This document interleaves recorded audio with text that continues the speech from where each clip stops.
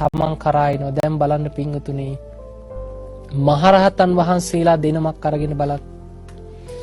සීවලී මහරහතන් වහන්සේට යන තැන සිව්පසේ ලැබෙනවා. කවදාවත් දානෙ ටික වරදින්නේ නැහැ. බුදුරජාණන් වහන්සේ පවා දුර ඈත ගමනක් වැඩම කරනවා නම්, දුෂ්කර ප්‍රදේශ ගම් නියම් ගම් හරහා යනවා නම්, ආනන්ද හාමුදුරන්ගෙන් අහනවා, ආනන්ද පිටත් වෙන්න කලින් සීවලී ඉන්නවද කියලා අහනවා මේ පිරිස අතර.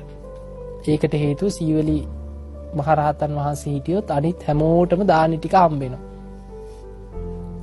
තවත් රහතන් වහන්සේ නමක් හිටියා, දෙන්නම කෙලෙසුන්ගෙන් නිදහස් වෙලා. සීවලී මහරහතන් වහන්සේ, අනිත් මහරහතන් වහන්සේ තමයි ලෝසක මහරහතන් වහන්සේ. ලෝසක මහරහතන් වහන්සේ එක්ක ගියොත් අනිත් අයටත් දානි ටික නැහැ. අන්න ප්‍රශ්නේ. උන්වහන්සේ පිණ්ඩපාතේ යනවා, කවදාවත් පාත්‍රයට දානි ටිකක් ලැබෙන්නේ නැහැ.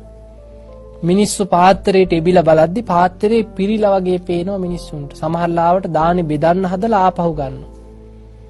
එක්ක අත වහගෙන ඉන්නා වගේ මිනිස්සුන්ට පේනවා.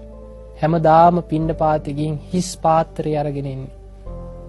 ඉතුරු වෙච්ච ටිකක්, පිලුණු වෙච්ච දෙයක්, ඒ වගේ දෙයක් තමයි කුසට හම්බුනේ.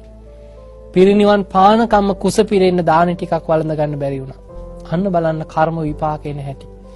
ඒ නිසා කර්මය කියන්නේ අපට ඕන විදිහට මෙහෙවන්න, අපට ඕන විදිහට පාලනය කරන්න, අපිට ඕන විදිහට සකස් කරගන්න පුළුවන් දෙයක් නෙමෙයි.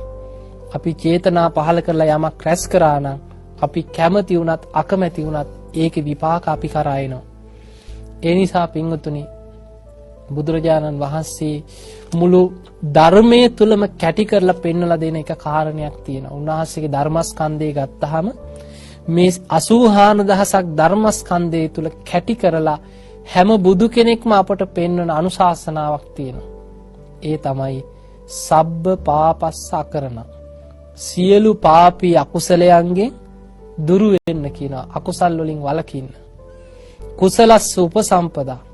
කුසල් දහම්ම දියුණු කරන්න. උපසම්පදා කියන වඩන්න, දියුණු කරගන්න, වර්ධනය කරගන්න. කුසල් දහම් වඩන්න. සචිත්ත පරියෝදපණං, තමන්ගේ හිත සුවචිත්තය දමනය කරන්න කියනවා. ඒතම් බුද්ධානුශාසනං. ඒකයි බුදුරජාණන් වහන්සේලාගේ අනුශාසනාව. එතකොට මුළු ධර්මයේ පුරාම බුදුරජාණන් වහන්සේ පෙන්නලා දෙන්නේ මොකක්ද? අකුසල් දුරු කරන්න, අකුසලයෙන් වළකින්න, කුසල් වඩන්න, හිත දමනය කරන්න. ඒකයි බුද්ධ අනුශාසනාව. බුදු කෙනෙක්ගේ ධර්මයේ තුල සඳහන් වෙන්නේ ඔන්න ඔය ටික.